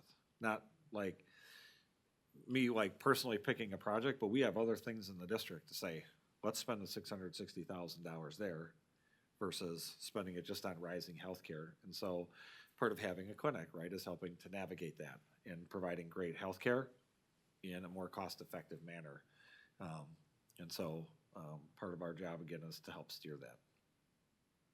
Linda, please. So then, what percent of all of our relationships are kind of Garner-driven? I mean, this looks like really high numbers here in terms of participation. So every medical event now has the Garner flavor to it that we're, like, it looks like it's 80% of our... We obviously have a very lot, because you can see Garner there, but certainly not everybody is following that path. There are some people that are choosing to stay with their practitioner, and their practitioner is not under the Garner model or covered by the Garner model, and that's entirely their choice. Like, that's an option they make. But for those people that do choose a Garner or follow the Garner path, up to 80% of your deductible is reimbursable.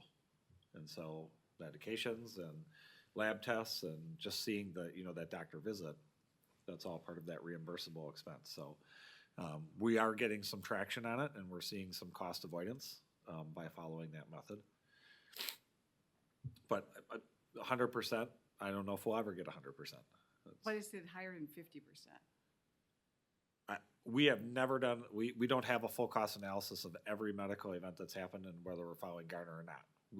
This is specifically from Garner, a number of people that have signed up, number of people that have searched a physician, number of people that have actually seen a physician and received reimbursement.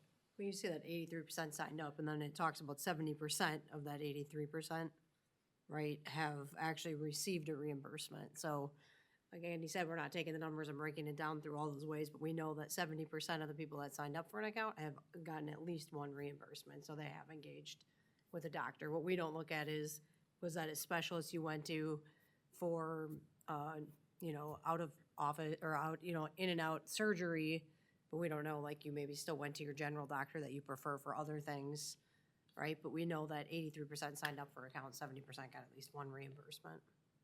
So the chart has, what's 483 other? Is that right? Maybe that's not right. Other? It just show other, but now that I look at it, it's the same as a total. I don't know if that's an error or what. Just looking at the bottom of this. Oh, yeah. Yeah, I can't pull up the Is that- reports, I can't it get might in actually- board yeah. docs right now. Does that math work? I don't think it is. So You could be so engaged with imagine more than every one other person. potential medical issue falls into the But is other that math category, correct? right? There's some very targeted things Math's that not right, yeah. Yeah. because some people are going and seeing multiple events, right? So if you go to the doctor and you get your annual physical, that's a CPT code, but then I tell them my knee is sore, I now have a second CPT code. So even though I only have one visit, I now have two events. So the CPT codes will not equal number of visits.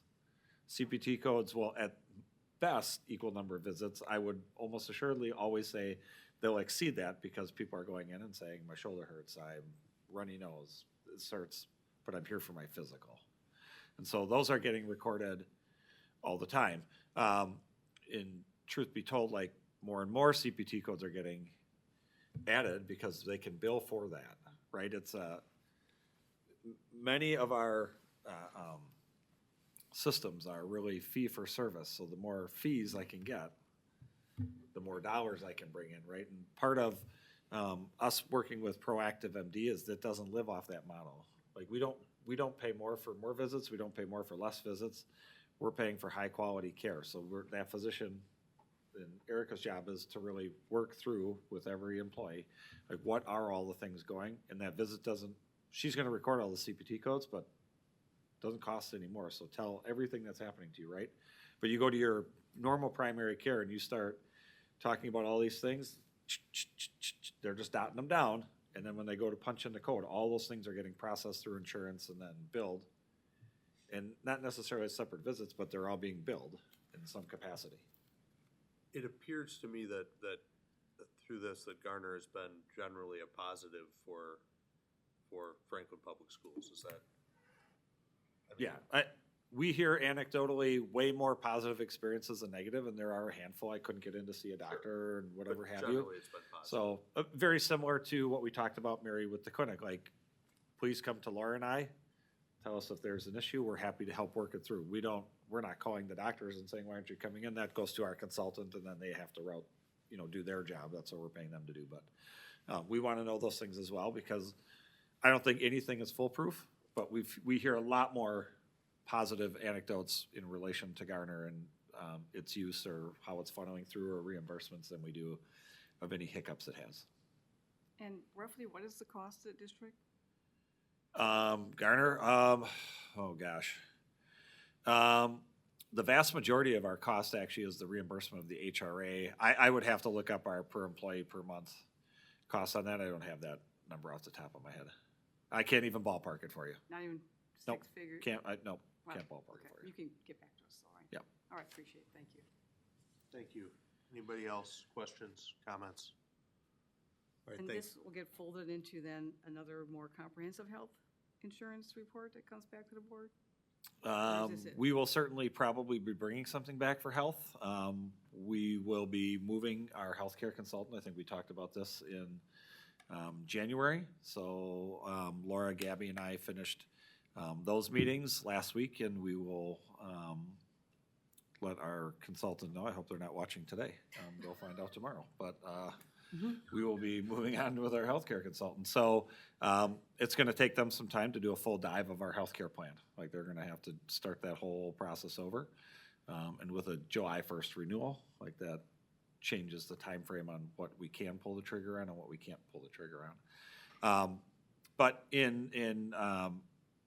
throughout the course of the interviews with our three groups, like we feel very positive about our ability to provide some systemic change really in our highest cost claimants and how we can not necessarily reduce their costs. Once you're in the high costs, like you have to solve that problem, but how do we help maybe prevent getting you there, or how do we find it earlier so that it's not as cost effective, and then obviously better, or not as costly, but better for the employee as well, right? If I catch something at stage 1 versus stage 4, way better. If I catch it even before it becomes a stage, even better than that, right? So. Thank you. Right, anyone else? All right, thank you. We will move on to student travel, world language. Mr. Volo and Ms. Altamirano, please.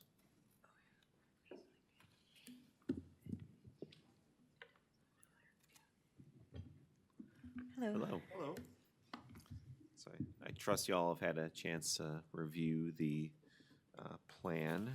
I guess if there's any questions, obviously Amy's here and happy to chat through the proposed trip over spring break, right? Yeah. To Peru. Mrs. Altamirano, you led the trip, the previous trip that we approved, right? No, That I did wasn't not. you, so will this be your first trip with Franklin? Yeah, with Franklin, yes. Not my first trip ever. You've led other trips? I've led this exact itinerary with my previous school. Wonderful. I mean, Yeah. it looks exciting. I know, It's can we all go? fantastic. I was gonna say. Stowaway. This particular trip provides a lot of opportunity for students to interact with, people who live in Peru, and so it's really neat. Mhm. Is this a new travel company? I don't recognize it. It's not new for me, but it might be new for Franklin. I've traveled with Interact. I've actually exclusively traveled with Interact when I've led trips previously. I know a lot of my colleagues prefer Interact because they have these homestays where students can stay with another student, and then from dinner to breakfast, instead of staying in hotels the entire time, they stay with local host families for a few days. So I know my previous school, and I have friends at Brookfield East, we all use this travel company for that reason. And they're based in Wisconsin, in Green Bay. Mhm. I actually went on one of their trips when I was in high school. So you have traveled. Just a couple, just informational kind of things. It lists in here the travel dates, like proposed, but they could be different based on like airline tickets and things like that. Is it possible that kids would have to miss more? I think like right now they'd be missing 2 days of school. Is it possible that it could be adjusted, they'd have to miss more school? Yeah, it is possible, but the dates here are like, they won't go more than 2 days before or 2 days after. So there is a little bit, and the trip is long. It's an 11-day trip. A lot of that is, there's a lot of travel involved, right? Travel time. But yeah, there is a little bit of that. In general, we're hoping we can get the dates we asked for. And then the only other question I had, just in terms of, I think you have in here something about the State Department levels of security and whatever else. Is there any, other than buying the trip insurance, is there any protection if the State Department were to all of a sudden say travel is not advised at all in Peru for like getting money back at all? Or is that only to?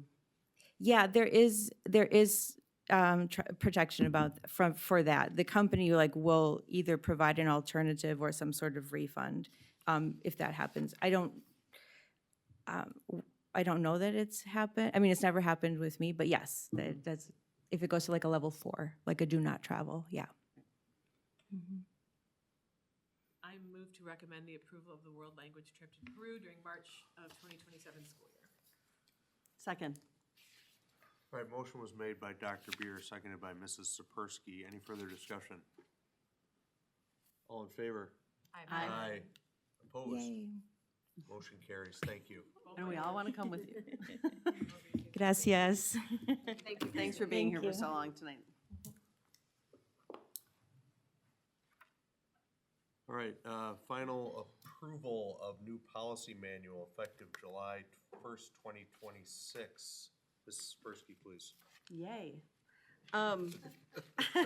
We are here tonight So to, exciting.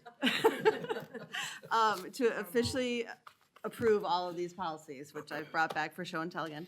It's a lot of policies. I wanted to just take a minute and say thanks to the committee, Linda and Angie, and our Neola partners, as well as our district partners. We spent a lot of time together going over these policies and really have spent a lot of time and thought went into this process. And I just think it's really going to put us in a really great position as a district to have new comprehensive policies that are constantly updated and things like that. So I just want to thank everybody for that work that was put in. And then we are here tonight to approve them. If there's any other questions, we can talk about them more, but we have already preliminarily approved them at all of our other previous meetings, so. Thoughts? Linda, please. I just want to say that, we had 112 policies before. Now we have 359 policies. That's not counting how much paper. And I know people think we're in a better spot. I'm not sure we're in a better spot.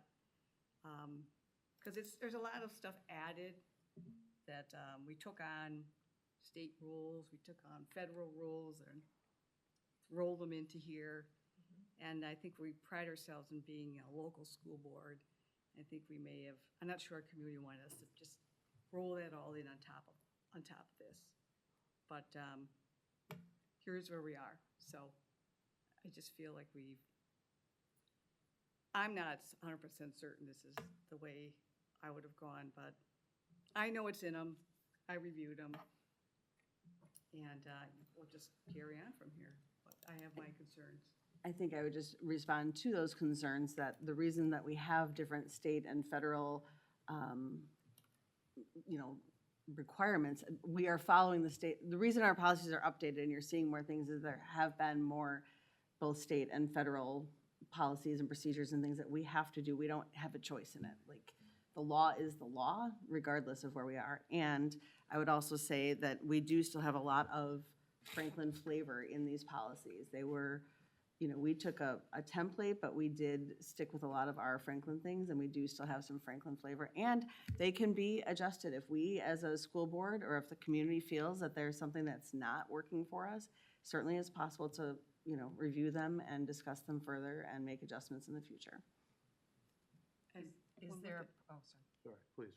Because I think about our community and parents have options. There's private schools, there's homeschooling, and maybe that's part of why these options are there, because they see all these heavy oversight, federal, state stuff.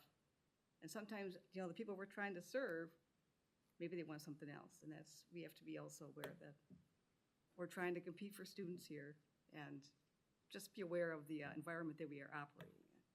Parents do have voice and choices. Thank you. When we approve this policy manual, I'll be happy that we will be operating in an environment that's compliant with state and local and federal law that won't place either the district or our students at any risk.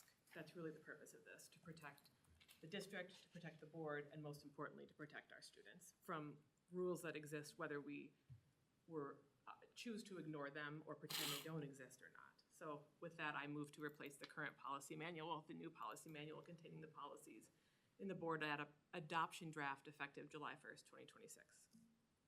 I'll second that. It looks like Mary has another question. Is there a mechanism for now, I know it used to be this one hasn't been reviewed since this year. So is there a mechanism to continue reviewing them? The to policy this committee, point? the policy committee will go on. Okay, so there is a protocol mechanism. for, not obviously thousands at once, but, you know, Let's do there's them a all. way to just gently review them. Yes. Yeah, as part of our ongoing relationship with Neola, Richard explained to us that they do the heavy lifting of combing through any changes in state and local and federal policy, and bringing updates to all of the communities that they serve twice per year in a compendium of recommendations. So Sounds very diligent. it is very diligent. Thank you. All right, motion was made by Dr. Beer, seconded by Mrs. Sapersky. Any further discussion? All in favor? Aye. Aye. Opposed? Motion carries. Thank you. Treasurer's report is available in the board docs library. Can I just ask one question? Yes. So how are we doing with health insurance? Do we know? I know we can't tell based on the treasurer's report, but I would want to know, are we? Yep, right Are now we we're trending- trending at about 104.5% of premium, so. I'm sorry, what was that? 104.5% of premium, so we're down from 111% 2 months ago. So that's good. Again, the vast majority of our expenses, well, on a ratio, are coming from high-cost claimants. And so some of our approaches with our healthcare consultant will be like, how do we help prevent that? Not prevent is the wrong word. How do we help catch that earlier? How do we help provide screenings that can provide that information? So it that'll be sounds one of the like- strategies we'll be potentially looking at. Sounds like you're saying we're going to overspend again? Yeah, we probably are. And what are our plans to address that? At this point, I'm not sure how we curb healthcare costs in the middle of the plan year. Well, obviously, we'll have to cover it with other areas in the budget, or? At this point, it's looking at fund balance to cover that, yes, Fund balance. correct. That's the Thanks for the- importance of having a healthcare savings account. I mean, that's part of our being self-funded. We have to start building that health fund balance. So I know last year when we talked about modifying our health plan, like one of the suggestions you brought up was actually using our health fund balance to counteract some of those premium increases or changes. And so thankfully we didn't do that, because then we'd be looking at that hole as well. So part of our job is to find a health plan and then set our premium structure to where we're actually providing some savings year in and year out to a point where we feel comfortable with. That's usually somewhere around 30-ish%, where we can absorb a year or two poor years in a row. So the typical healthcare, health plan runs on one really bad year, one really good year, and 3 so-so years and 5 years. Now, you can have those back to back, right? You could have 2 really good years back to back out of 10, or 2 really bad years back to back out of 10, but strategically thinking, it's about 1 good, 1 bad, 3 just regular operating years in a 5-year span.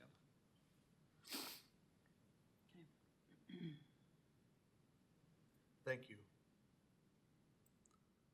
Future agenda items, Friends of Franklin, Robinwood Elementary School presentation, Academic Excellence Scholarship recipient approvals, Technical Excellence Scholarship recipient approvals, state convention reports, student fees, Countrydale Elementary School presentation, Summer Fall 2025 Early College Credit and Start College Now request approvals, student travel music, board clerk's report, election notice and notice of ballot positions, technology report, and 4K wraparound care. I am looking for a motion to I adjourn. move to adjourn the meeting. Second. Motion was made by Mrs. Yank, seconded by Mrs. Woodkowski. All in favor? Aye. Opposed? Motion carries. We are adjourned at 7:55. Thank you.